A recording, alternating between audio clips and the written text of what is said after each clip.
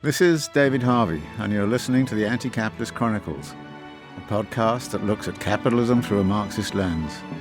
This podcast is made possible by democracy at work. There is a general consensus, not only in this country, but elsewhere on the left, that the prevailing economic model under which we are operating is not working for the mass of the people.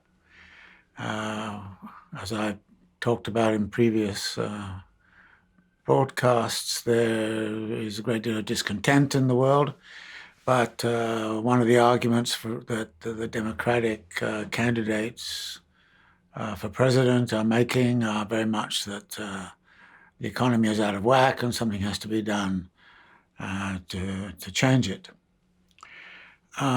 But one of the things I would want to argue is that while there's a consensus on this, there is not a consensus on how to understand exactly what is wrong with the economy. Generally speaking, the argument on the left is that there is not enough redistribution and that therefore changing the income tax structures, the corporate tax structures, instituting a wealth tax and so on can achieve some degree of redistribution. There can be redistributions in kind through, for example, freeing up access to college education free of tuition, freeing up access to healthcare, and perhaps even subsidizing access to affordable housing. Now, while all of those proposals and measures of that sort are, I think, potentially significant and can plainly improve the lot of, in some instances, large segments of the population, I think there's a case to be made for thinking about the problems of the contemporary economy in a deeper kind of way. Put bluntly, I think most of the proposals which exist out there to transform the existing economic structure are proposals to move away from the neoliberal consensus, the neoliberal model, which has become more and more explicit over time, over the last 30 or 40 years, and to go back to what might be called a more ethical capitalism, a more redistributive capitalism, a more social democratic capitalism, and that therefore that is what the political project should be about. Now, as I say, I'm not against that kind of politics, and I think that some of that is not a bad idea. But on the other hand, I think that it fails to really tackle what I see as the basic underlying problem. I come from an intellectual and political tradition on the left that has some attachment to thinking about what the French economic historian Braudel called the longue durée, that is, thinking about long-run transitions. How did capitalism arise from the 15th, 16th century onwards? How did that long-run transition occur? How long did it take? What kinds of things did it require? And I think right now, if we think of the short-run configurations, we're missing out on some rather deep, long-run problems, and it's those that I really want to take up in this talk. I think the way I would want to look at this is to try to set up a way of understanding how capital works. And one of the things that I'm going to argue is that most economists, just to take one very influential group of interpreters, actually really don't know very well how a capitalist economy works. And one of the things that I've derived from years of reading Marx is that there is a way of understanding the economic process, which helps us to identify what some of the key questions are in terms of the long-run evolution of capital and the long-run pressures which exist on capital, and why, at a certain point, capital itself will become, if it has not already become, unsustainable. Now, the way I go about this is to use a certain language that Marx deploys in his thinking. Marx likes to talk of something which he calls a totality. Now, I want to make clear that a totality is not something that pre-exists. A totality is something that is created through social action. And the task of scientific understanding is to mirror the formation of a totality and the evolution of that totality in a certain way by building, as it were, a totality in the mind. So we have a totality forming in reality at the same time as we have an understanding of that totality, which is how we construct it in our heads and how we theorize what the totality is about. Now, in Marx's totality, he's going to argue that there is a process which is creating this totality, and that process is the circulation of and accumulation of capital.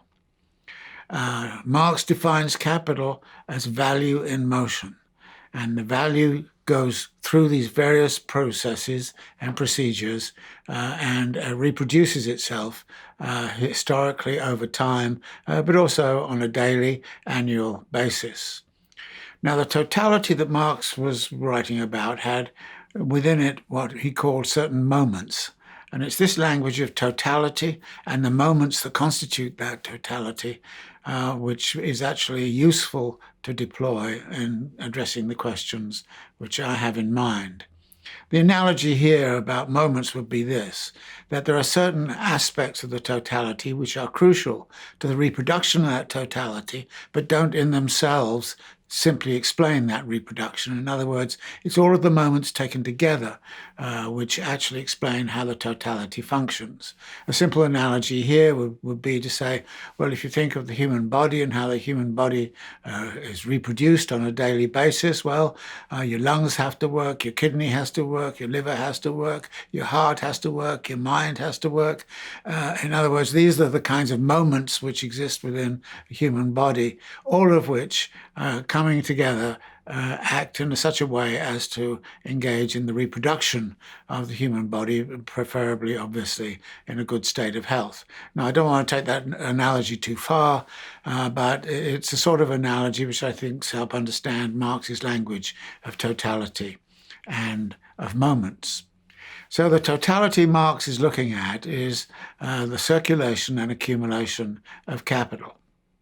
The initiating moment, and like in any of these things, you have to choose to start somewhere, but by convention, this is where we nearly always start. The initiating moment is the money moment. And at that moment, capitalists come along and they take a certain part of the money which is available, and they use that money as capital. Now, the rule here is this, that not all money is capital. But capital, at some point, has to go through the money moment. So there is some money which is performing as capital. And what does that capital do? Well, the money moment is that capital, or that money, which is going to be used to make more money. And that is what capital is going to be about. But Marx is going to say there's the specific way in which industrial capital makes money. And that specific way is this, that the capitalist takes the money, goes into the market, and buys commodities in the market. Now, this is, if you like, the second moment in the process, which is the transformation of the money into commodities. So you buy commodities, and the value of the money is reflected in the value of the commodities which you've bought. And there are two kinds of commodities which are crucial in Marx's view. The first commodity is labor power, which means there has to be a labor market out there. And I, as a capitalist, can go in there and say, okay, I want to hire some workers. There are some workers standing around on the street corner. I can hire them and take them in and say, okay, I'm going to put you to work. So the second moment then is the hiring of workers, but not only hiring of workers, but also hiring of or purchasing means of production.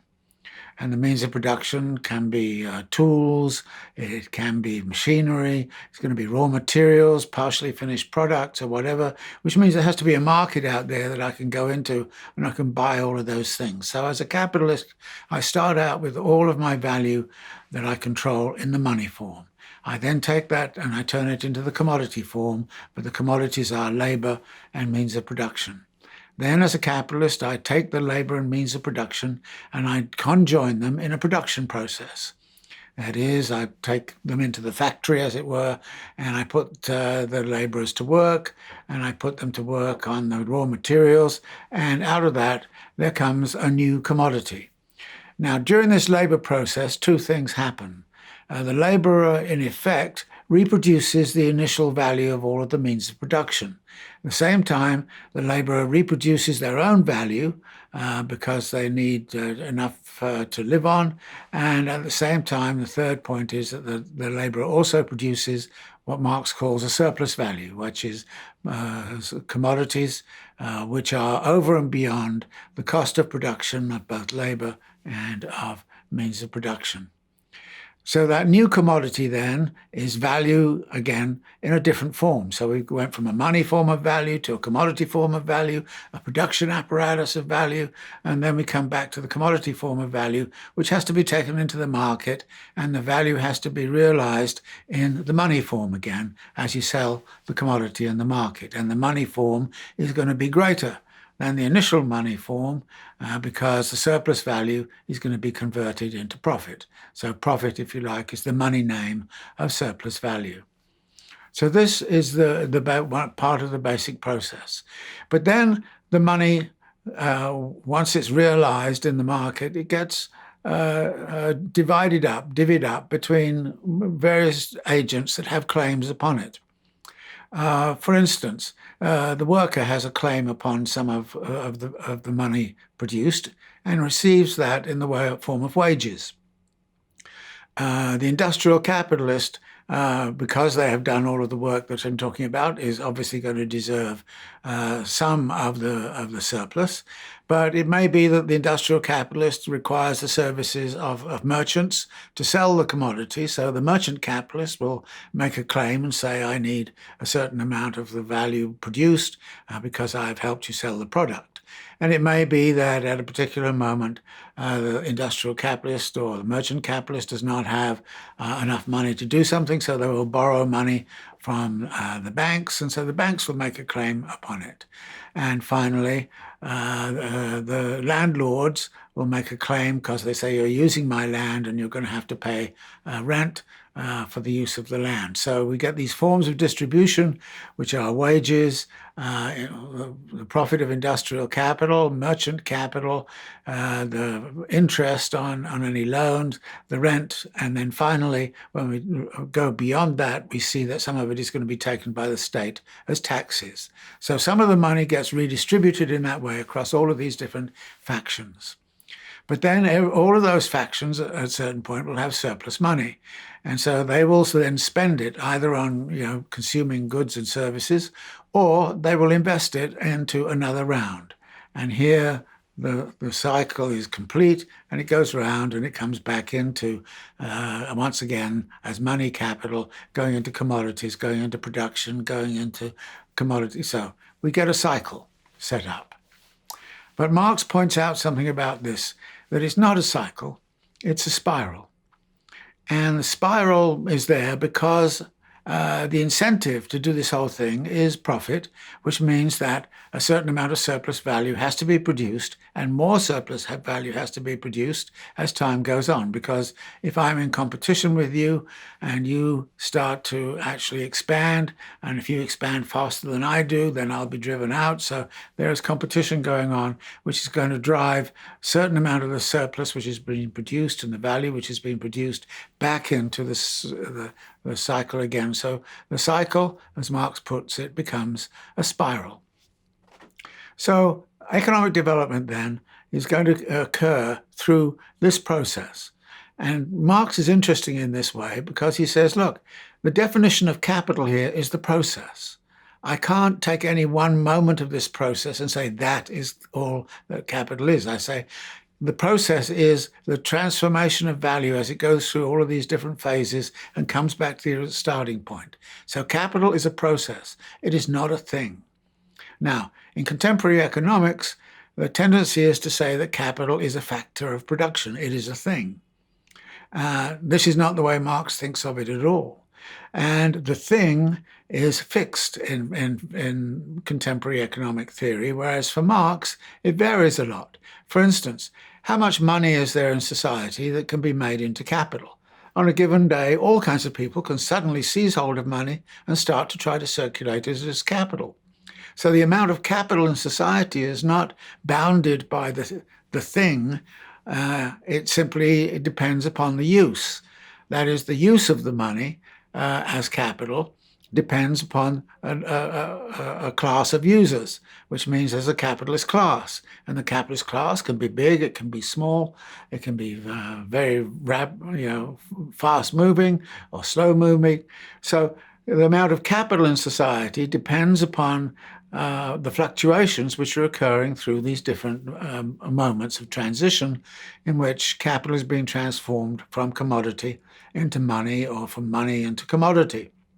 Now, each one of those transitions, which Marx calls metamorphoses, is a bit fraught. That is, I can make a commodity and I can take it to market, but I can't find anybody to buy it, in which case the value which is embodied in that commodity is lost. It gets devalued. It gets destroyed because I cannot sell the commodity and I cannot realize the value of the commodity in monetary form.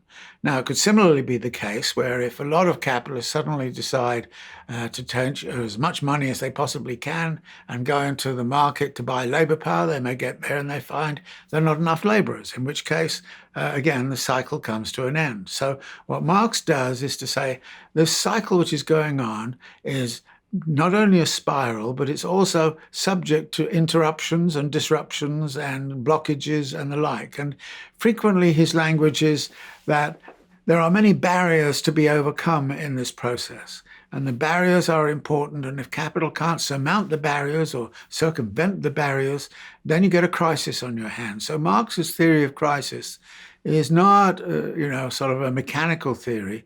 It's that the flow of value is blocked for some reason or other. And it can be blocked anywhere. It can be blocked by the bankers suddenly freezing, which is one of the things that happened in 2007, 2008. It can be blocked because there's not enough raw materials out there.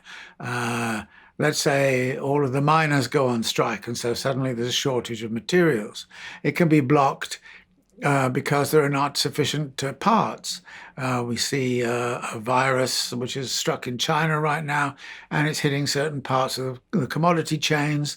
And so we suddenly see factories closing down in Germany and South Korea because the parts factory in the center in Wuhan in China cannot work because of the existence of this virus. So any blockage anywhere for any reason is likely to cause serious problems. And this means that there is a necessity to keep this whole flow in constant motion, keep its continuity, and that is a requirement for a non-crisis prone capitalist dynamic.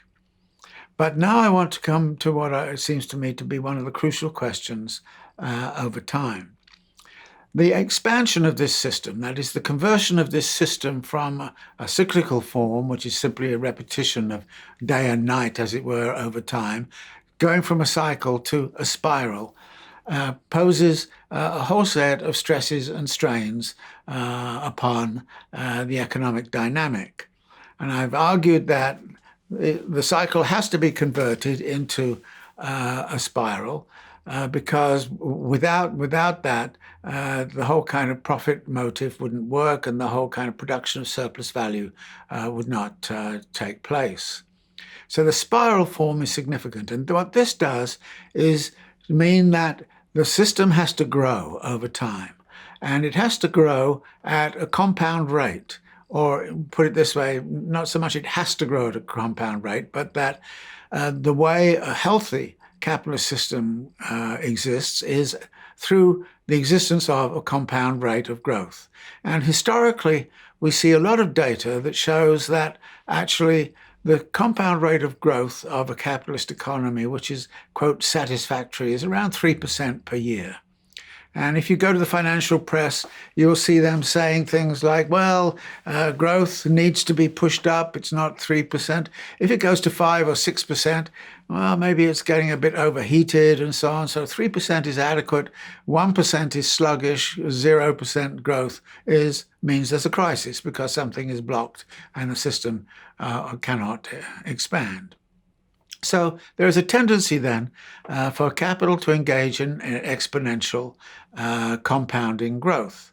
Now, what this means is that, for instance, the size of the global economy has to double about every 25 years.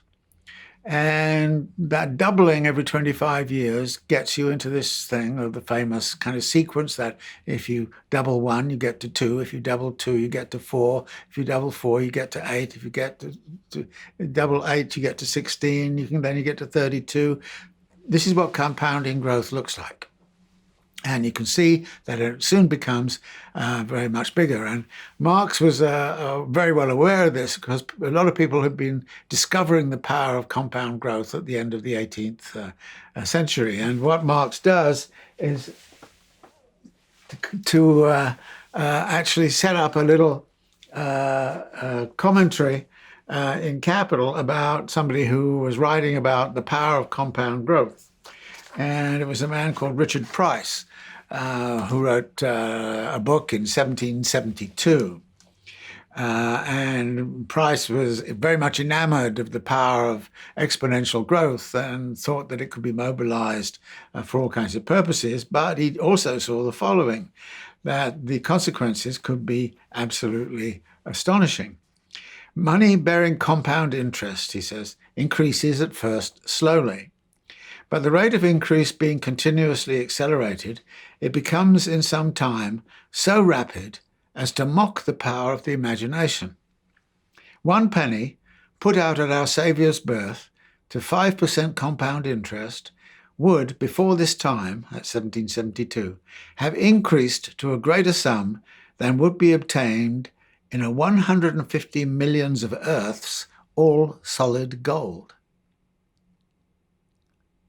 150 millions of earths, all solid gold.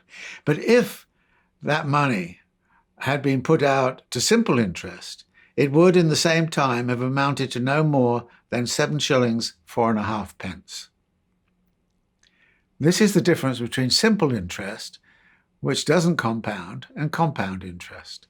Compound interest, then, goes very fast. Now, when Marx was writing, and the compounding of economic growth in a capitalist system really began to take hold towards the end of the 18th century, let's say 1780, which is a kind of conventional time when we might think about when the Industrial Revolution and capitalist revolution really took off. So from about 1780 onwards, we have been working with compound growth. And when Marx was writing, of course, that compound growth really was at that part of the curve where it was only increasing very slowly. When Marx was writing, the total capitalist global economy was mainly what was happening in Britain, some of Western Europe, and the eastern seaboard of the United States, and then a few outliers elsewhere where merchants were trading.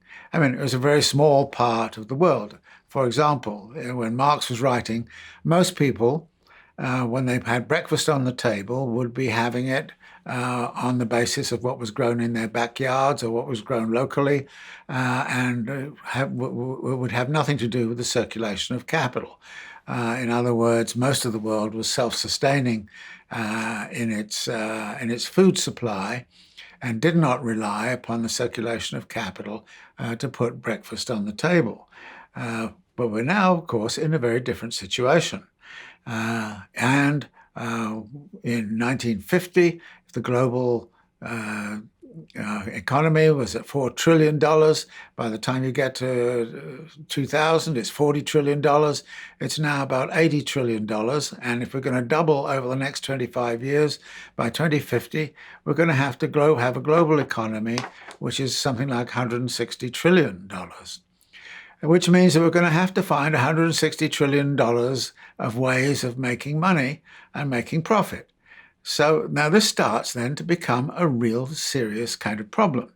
Because if you double the size of the monetary economy, you may also find yourself having to double the size of the actual physical commodities which you're producing. And then you ask yourself the question, what does this mean? Well, what it means, for example, in the term of global warming and other areas like this, starts to be pretty catastrophic.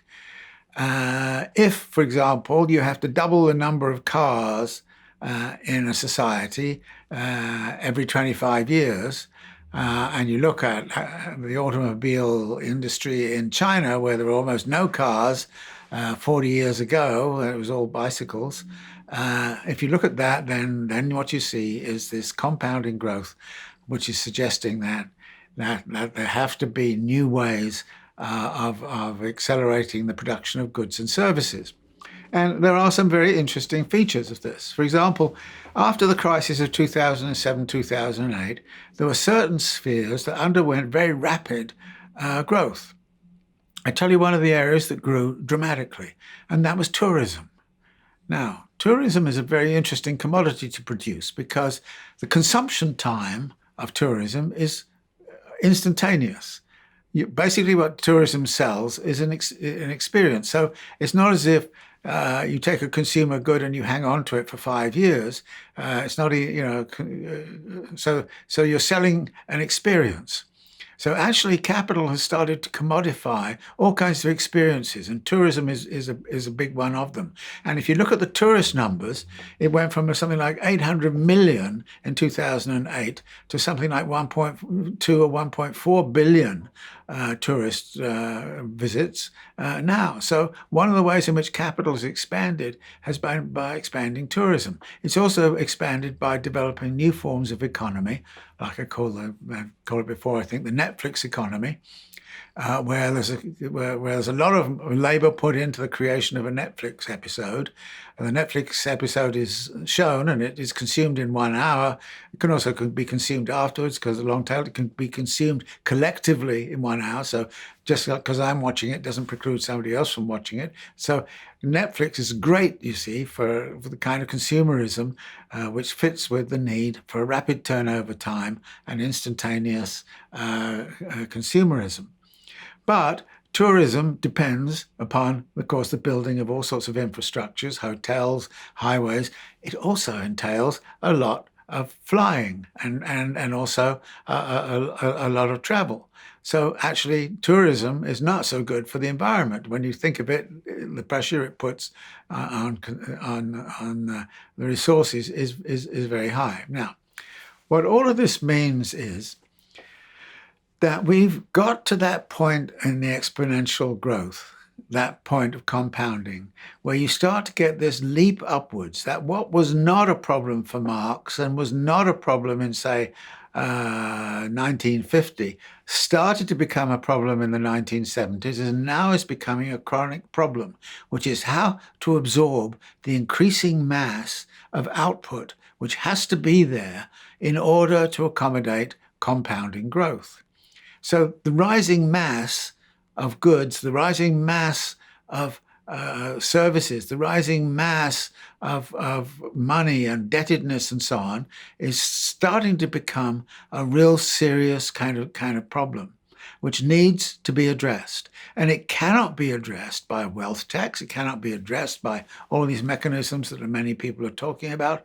It has to be addressed by having some way of controlling this spiraling system of compounding growth, which is putting such immense pressure, not only economically, but also socially and politically, and interestingly, in terms of altering people's lifestyles, Because when I mentioned this argument about Netflix and the like, and the need to create forms of consumption which are instantaneous, what that does is to change the qualities of everyday life. Look at the way in which you consume your cell phone.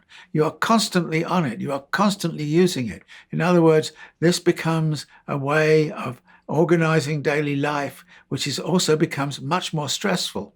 And here it means that time is going to be used up.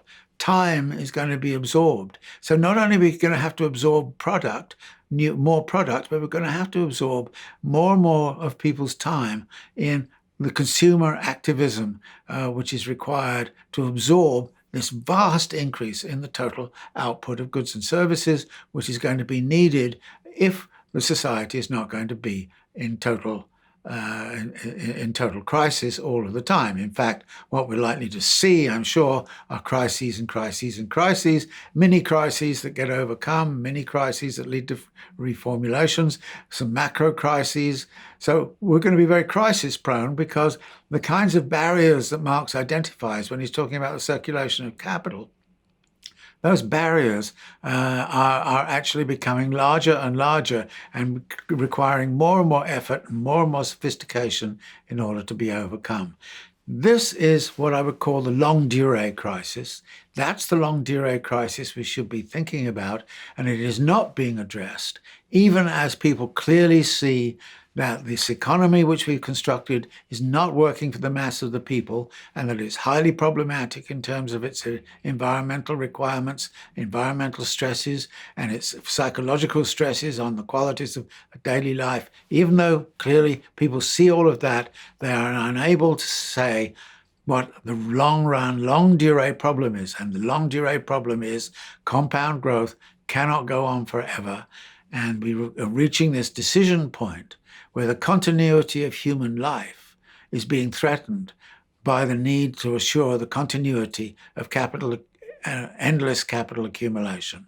Now, obviously, when I put it in those terms, everybody will say, hey, listen, if I have a choice, it's going to end with endless capital accumulation, and the continuity of that has to close down because the continuity of human life is much more important than the continuity of endless capital accumulation. With that, we'll talk about other aspects of this in the next broadcast. Thank you for joining me today. You've been listening to David Harvey's Anti-Capitalist Chronicles, a Democracy at Work production. A special thank you to the wonderful Patreon community for supporting this project.